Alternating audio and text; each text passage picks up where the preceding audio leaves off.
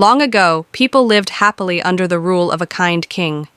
The kingdom was prosperous, and the people enjoyed a life full of wealth and peace, free from misfortune. One day, the king decided to visit distant historical sites and pilgrimage centers. He chose to travel on foot so he could interact closely with his people. The people in remote areas were delighted to meet him and felt proud to have such a compassionate ruler. After several weeks of travel, the king returned to the palace feeling satisfied. He had seen his people living happily and had visited many sacred places. However, he had one regret. Because it was his first long journey on foot, the king suffered severe pain in his feet.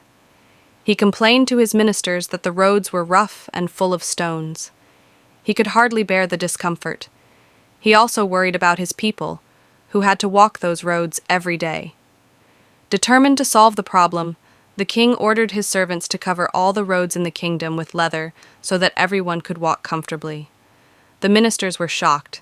Covering the entire country's roads with leather would require slaughtering thousands of cows and spending a huge amount of money.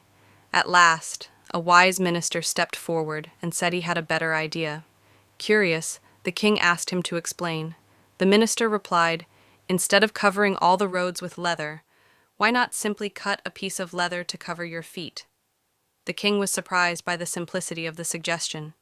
He praised the minister's wisdom and immediately ordered a pair of leather shoes for himself. He also encouraged his people to wear shoes for their comfort. Moral: instead of trying to change the world, it is often wiser to change ourselves.